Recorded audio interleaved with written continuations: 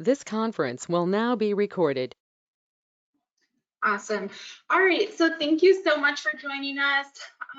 Just so you know where you are and that you're in the right place, this is the information session on how to apply for a local competition for the FY21 HUD CoC program.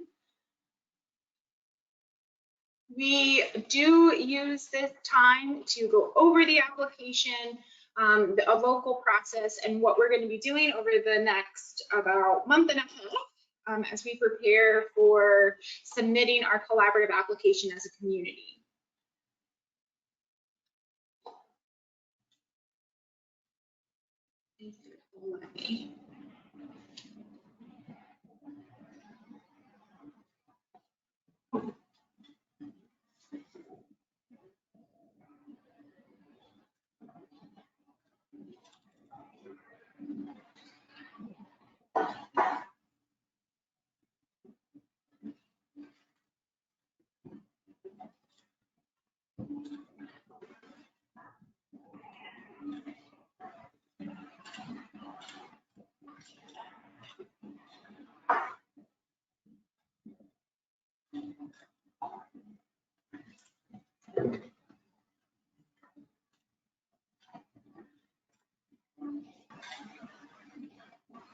All right, we're gonna do it this way.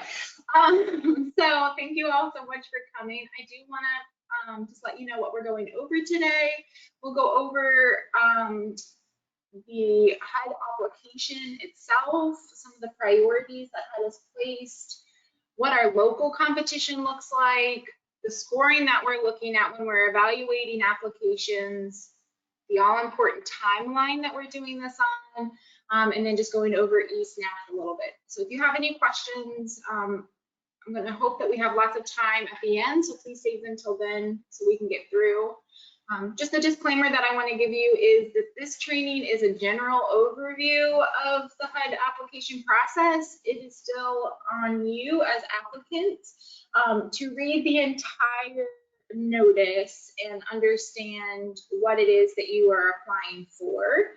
We are here to support you in any way that we can. Materials and resources are posted on our website, but it is on you to really read those in detail so that you know exactly what is going on. So from a staff perspective, we have 2 staff that are working on this project with us. That is myself. My name is Sam Shukas. If you don't know who I am the CoC program director. I oversee most of the work of the CoC and this process. Anne-Marie Klumpen has joined us as our program coordinator. She is supporting us in all of the coordination and the gathering of materials. She's also here to support you with any questions that you might have as you go through the application process. A large part of the work that we do for any application processes is done through our funding and performance committee. And so that committee right now is made up of 5 members.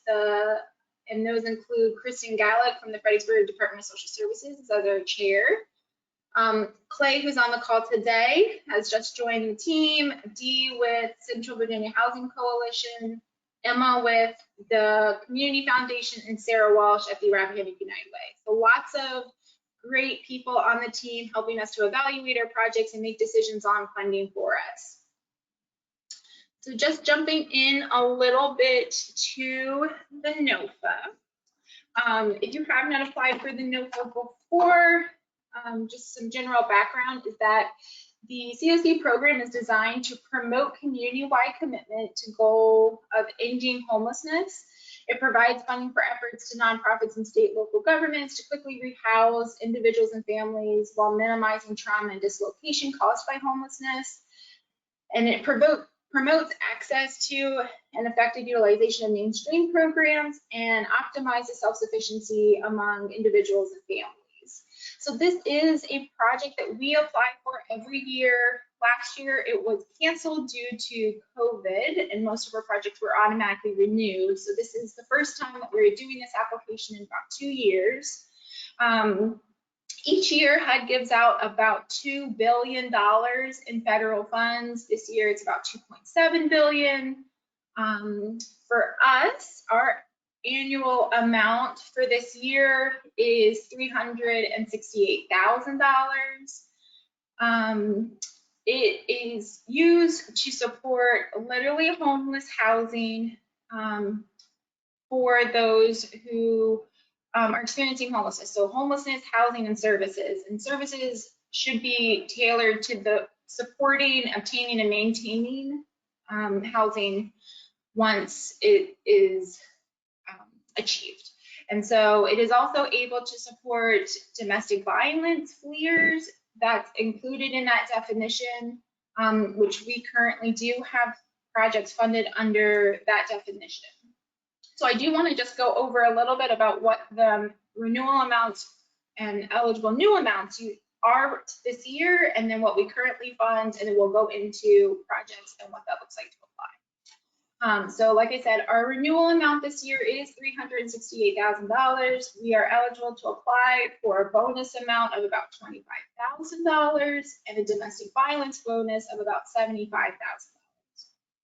Currently, our HUD CoC program dollars goes towards 4 projects, which is HMIS project that goes to George Washington Regional Commission, 2 PSH projects with Mike and Ecumenical Ministries, and a rapid rehousing project for survivors of domestic violence with Empower House. So the program, just to be clear on what it can fund, is it can fund projects for permanent supportive housing, rapid rehousing, joint transitional housing, and rapid rehousing together. Supportive services only if you're using them to create a coordinated assessment system, and HMIS as long as it's through the HMIS lead. Things that it will not fund, to just be clear, if you're on the call today thinking that this is a project that you would like to go forward, it will not fund new transitional housing or emergency shelter projects. It does not fund prevention or diversion, and it does not fund services only except for the coordinated entry piece. So if you're looking to apply for any of those, please reach out to Anne Marie about your project. We would be happy to help with figuring out what is the right funding source for you, if anything, or what are some other services or sources of funding in our community that we could be using to support that project and help you develop that in a way that meets the gap in our community, but the HUD funding process may not be the one for you. There are 2 eligible types of projects. Renewal projects are eligible to reapply for funding. We are also soliciting and allowing for applications for new projects. So if you have never applied for CoC funding before, that is okay. You are eligible to apply. We always love having new applicants coming on to our roll. So for new projects, it will be first-time applicants as well as any expansion projects. You will fill out a new application form, and then renewal projects is for those returning projects that are being asked to be funded again. Is there any questions on that so far? Kathy? So on the renewal, that's clear. If with the bonus funding, which is new funding, is that rolled into the renewal application, or is that a new application? Yeah, so we'll go over what applications you fill out, but if you are a renewal project who is asking for additional funds outside of your renewal amount, you will submit a renewal application as well as a new application for the new piece. So for you, if Empower House wanted to go for the DV bonus funds, you would submit a renewal application for the current funds that you already have, and then a new application for the $75,000 if that's what you're asking for. In eSNAPs.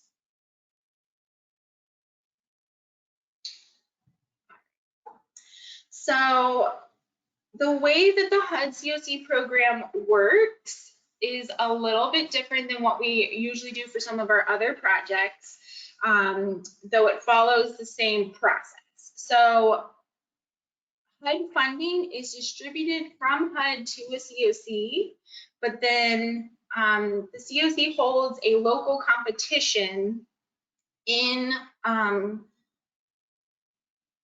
at the same time that the HUD is holding their competition for CoC. So what does that mean is that local projects will apply to the CoC for funding. The CoC will rank and rate their projects and come up with a project listing and then submit one application from the CoC lead agency to HUD for distribution.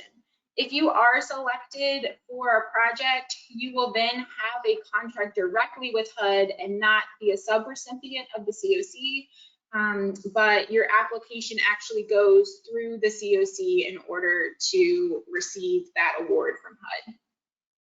So we do it this way to ensure collaboration and strategic reallocation of resources. We GWRC serves as the lead agency and collaborative applicant for the CoC. And so we will submit one CoC application that is due November 16th. And so all applicants, project applicants who would like to be considered for any CoC funds will need to go through the CoC for those fundings. And those applications are due October 11th by noon. Once all applications are received, the Funding and Performance Committee will review all applications and score them based on the scoring criteria that has been approved by the CoC board and is posted on our website. The Funding and Performance Committee will then make a decision on whether or not to accept an application or not, and if they accept an application, at what funding level. After each project is accepted and allocated how much of the funding they are accepted for, the Funding and Performance Committee then ranks projects based on priority, from the highest priority project to the lowest. From there, they are placed in two tiers for HUD. Tier 1 is 100% of our annual renewal amount, so that's $368,000. So we have all of our projects that we're going to accept. If we were to fund all the way down to the $368,000, that's where the cutoff is for Tier 1. Tier 2 amounts is anything past that up until our bonus funding. So we will not submit projects anything further than what the total amount of our renewal amount and our bonus funds are. For Tier 1, there's usually a pretty good chance that as long as there is enough funding for all annual renewal amounts, that those projects will be funded. For Tier 2, HUD provides each project in Tier 2 with a score and then ranks those projects across the country. So for the Tier 2 projects, the points awarded is on a 100-point scale. 50% of the points is based on the CoC score. So there is a narrative piece in how we show our work that we've been doing thus far as a CoC. We get a score for those questions, and that then proportionally goes to the projects that are in our ranking. And then the project also receives up to 40 points based on their ranking in the CoC Tier 2. And then finally, commitment to housing first. So once those projects have their individual project scores, each of those projects are ranked against all other Tier 2 projects in the country, and then are funded until HUD runs out of funds.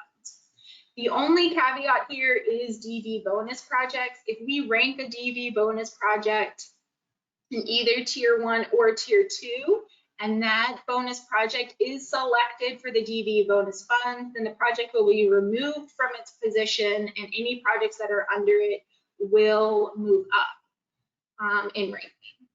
So that means if we have a DV project listed in slot number 3 of 5, and that project is selected for the DV funds, Project 4 is now Project 3, and Project 5 is now Project 4. So they've all moved up in their ranking. They can receive additional points because they're now in a new ranking. Overall, I will say that the local competition is guided to align with the priorities set with HUD. However, it is a community agreed upon process. And so when we go through the application and our scoring sheet, you will see where those are. But this is a process that the community has agreed upon as part of this application process. This was all approved by the CoC board at our meeting last week. So again, just to reiterate, funding overview, the George Washington Regional Commission submits the application as the lead agency for the CoC, and all grantees who would like to be considered for CoC program funds must go through the local competition to be selected. Two documents that I want to point you to in order to help support your application process is that the CoC does have a policy priorities. We set these each year. This outlines key programmatic considerations in determining how our CoC funding is used. Those are posted on our website, so I encourage you to look at those to see where our priorities are, which does affect the way that we rank our projects in each of our collaborative application processes. We also have a funding policies and procedures, which outlines in detail how we run our local competitions for any collaborative applications. And those are also available on our website, though we will be going through them in detail today. All right, when we're talking about basic funding eligibility to apply for funds through this local competition, we do want to remind you that there are some basic eligibility above and beyond having to be eligible for the actual funding source. And that is that you have to be a member of the Fredericksburg CoC. I believe everyone who is on the call today is, so you check the box so far. You have to agree to adhere to our coordinated entry policies and procedures. That includes Housing First, our coordinated entry process that is outlined in our policy procedures on our website. We have set project standards, so if you're providing one of those project types, we do have some local standards that you will need to adhere to, and then you will be using either HMIS or a comparable database for collecting your project participant data. So as long as you meet those and the eligibility requirements that are outlined in the HUD NOVO, then you are eligible to apply for funding through this process. And so the process has multiple steps, and each of them have timelines, and we'll go through that timeline in just a second. But overall, we are looking at, we will have the notice and funding as well as the application scoring sheet released. Those have all been completed as of last Friday and are all available on our website. Project applications must be received by our deadline, which again is October 11th at noon.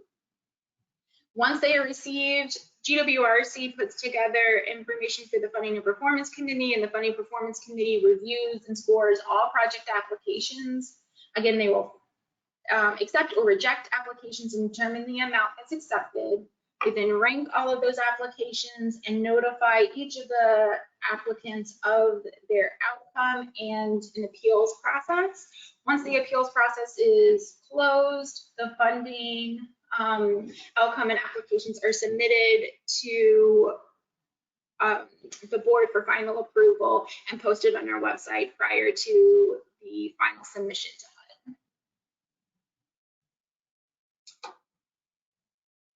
So I'm going to switch over to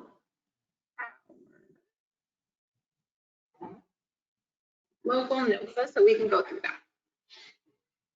So this is the local NOFA that we put out each year about our funding processes. On here, you will find general information about the process as well as the timeline and any eligibility questions.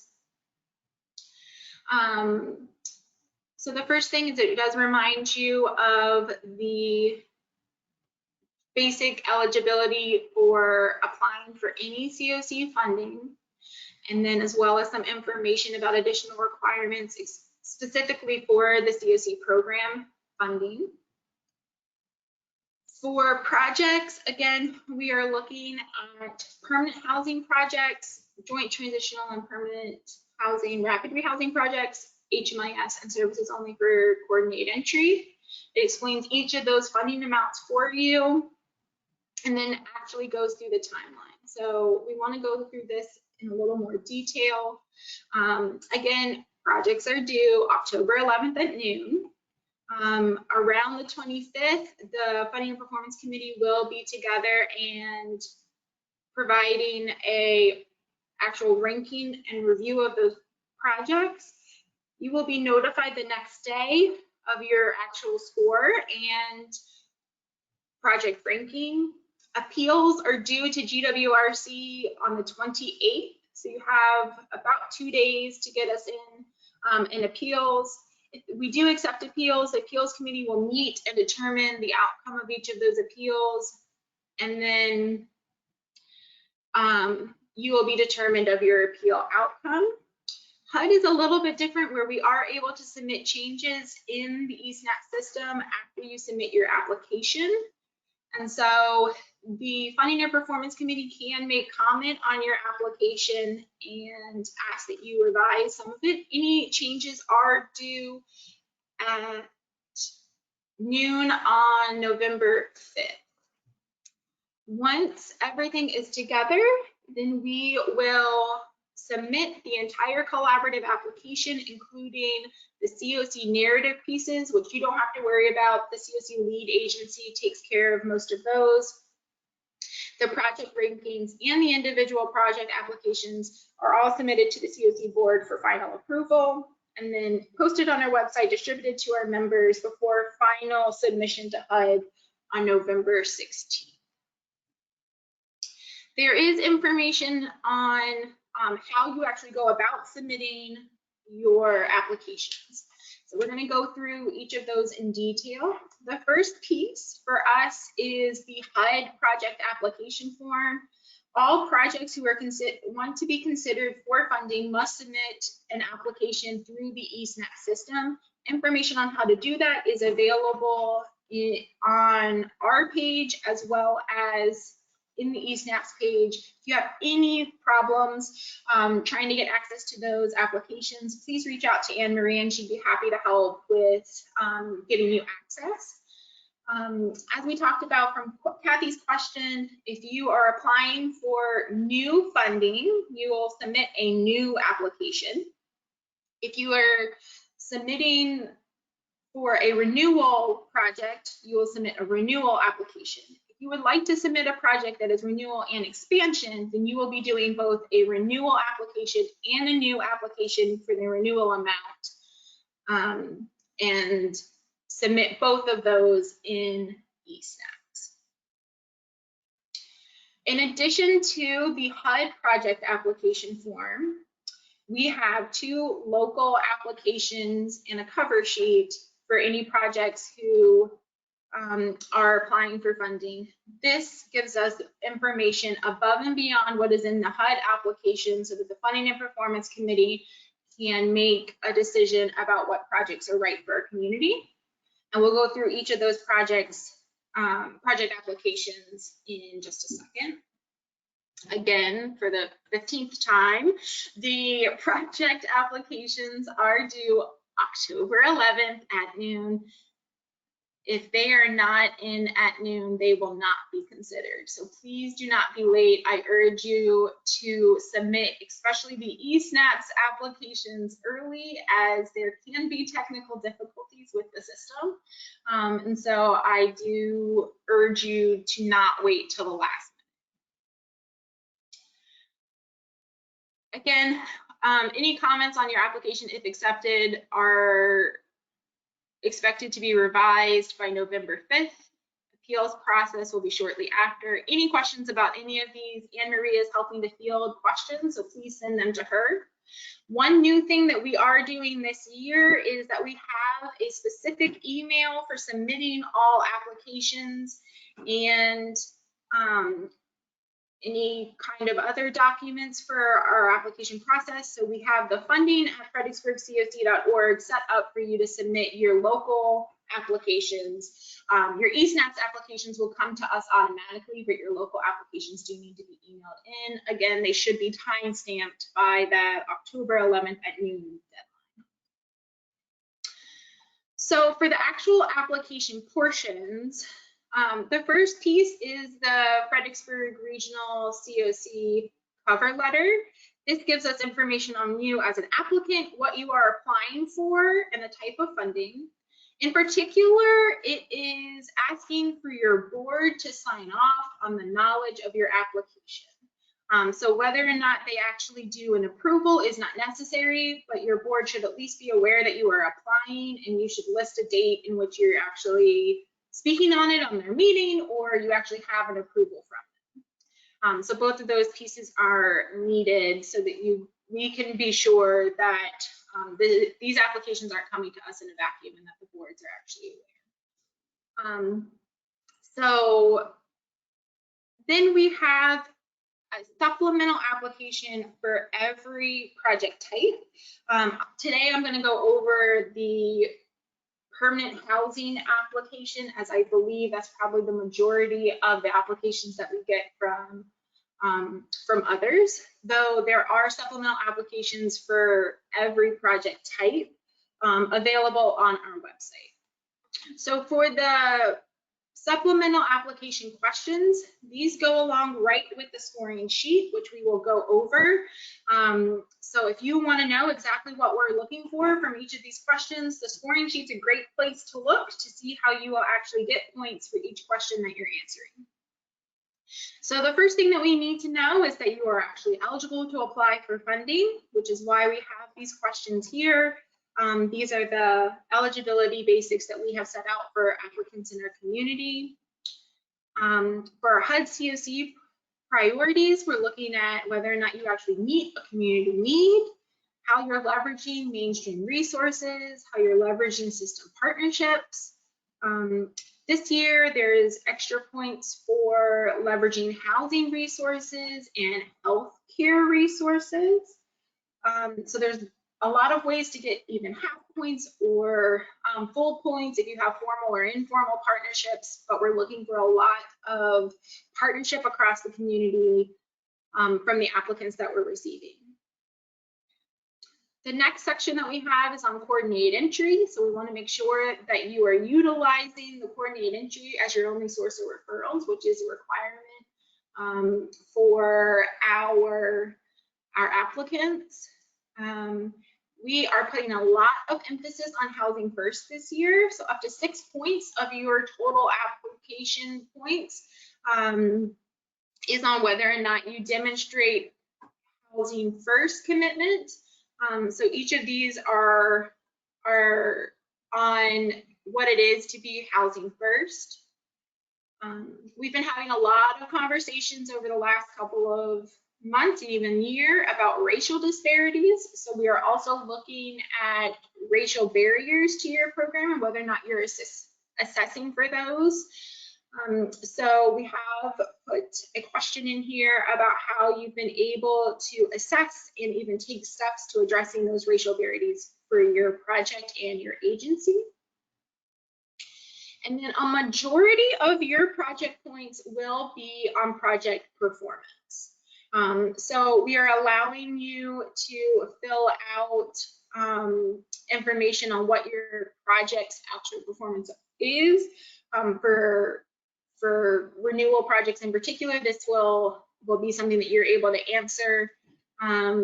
For new projects, if it's a project that you haven't done before, you are able to skip these if you have not had clients that are able to demonstrate these for you. But for a majority of our applicants, you're already doing the work. It's just an additional funding source for you.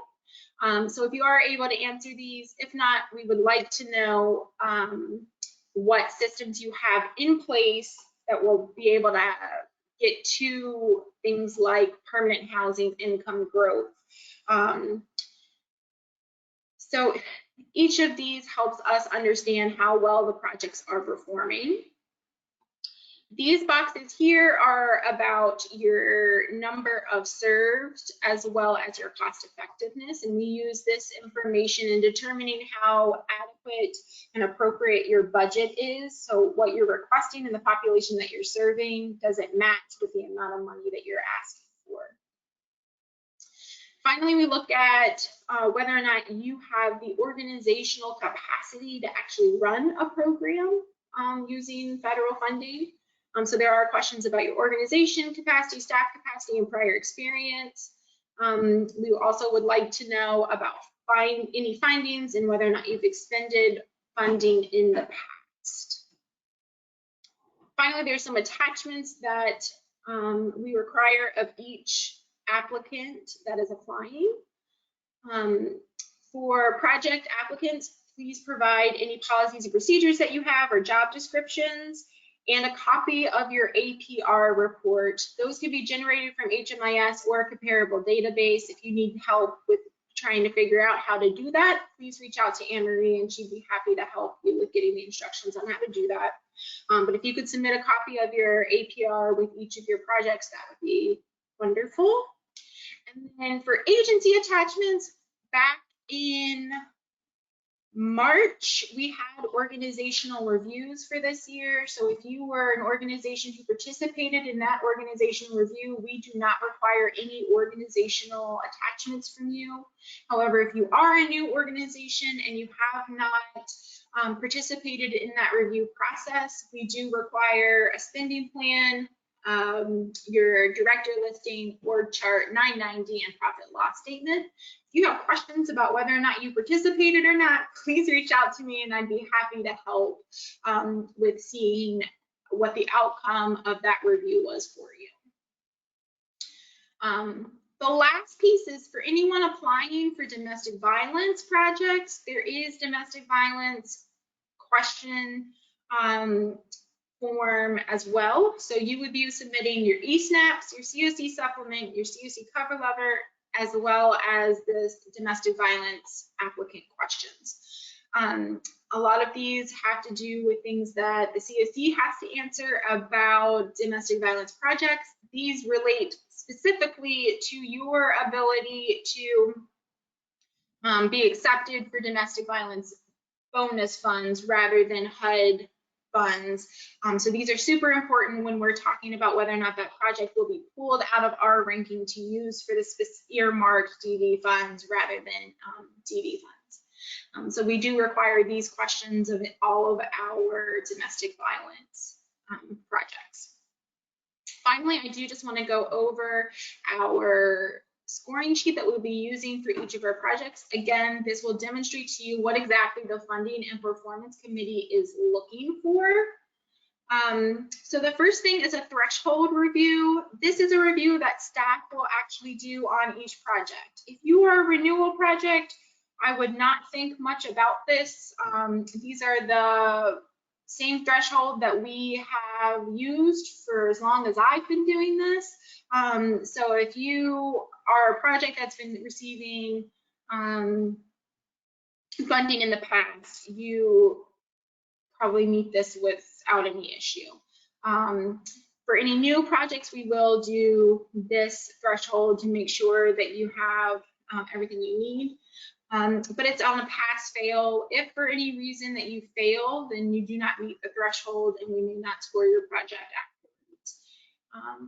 But if you pass threshold and the Funding and Performance Committee goes forward with your review, the things that we are looking for are, we do have a priority for permanent housing in our community. And so therefore, the community will be providing 2 points extra for projects that submit permanent housing projects. We are looking to make sure that you are also serving one of our priority populations, which is chronically homeless, unsheltered homeless, or highly vulnerable populations, meaning many barriers to housing. So as long as you're serving one of those populations, you will receive an extra point for your project application. Again, these will then, you'll start to see match directly with the questions that are on the local application. So again, we're looking at community need, which will give you 2 points, mainstream resources, system partnerships, and then bonus points for those who are able to demonstrate that you have a formal partnership with housing, leveraging additional housing resources, and partnering with healthcare. So if your project is able to showcase those, you'll receive those extra bonus points. For coordinated entry, again, if you use our coordinated entry process or the comparable domestic violence process that we have set up with our domestic violence partners, then you will receive 2 points. The housing first is 6 points and racial equity for 2. Whether or not you use comparable database is important to us. So if you're already using the database, then you will receive an extra point. And then based on the thresholds that we have in our community and our community numbers, we have come up with a regional range for your housing performance outcomes. And so as long as you're meeting our regional average or above, then you will receive full points. If you're a little under that overall threshold, then you'll receive half points. And if you're nowhere near it, then you'll receive no points. For any new projects, this will not be considered as part of your scoring, as you may not have this data for your projects. For anyone who's already serving participants, then we will be looking for these things. The Funding Performance Committee will also be looking at cost effectiveness. Again, we have used our regional average to figure out whether or not you are below or above the regional average for what it costs to administer those programs. And then comparing your overall budget that is requested in your eSNAPS application to what you have demonstrated in your narrative questions in the supplemental application, we will look at whether or not you have an appropriate budget for the community. Finally, you have some points for whether or not you have the capacity to administer these programs. And then there are 3 extra points that we are assigning to domestic violence projects about whether or not you are providing trauma-informed, victim-centered services, and then whether or not you're able to ensure safety of domestic violence survivors. So altogether, there is a total available with bonus points of 45 points for non-DV projects and 48 points for DV projects. These scores will be used as one factor in the overall ranking of projects. Projects are also considered based on the population in which they serve, the project type, and any other data-related factors as we go about scoring. It is really hard for funding performance to, let's say, compare a services only project with a permanent housing project based on score alone. So we do take into consideration other factors such as populations, overall community gaps, and the projects in which they are being used for when we think about distributing these funds.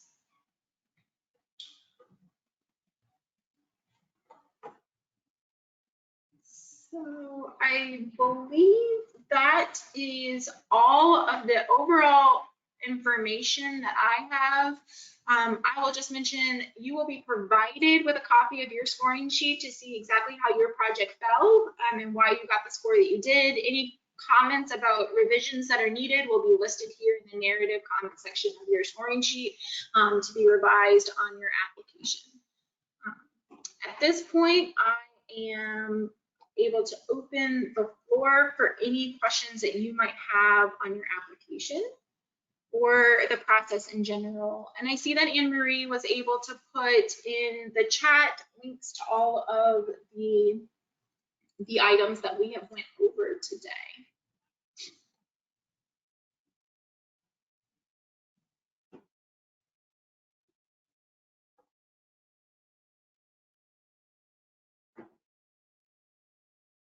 Are there any questions that you guys would like to talk about? Or even, I'm also happy to stay after for any project level questions.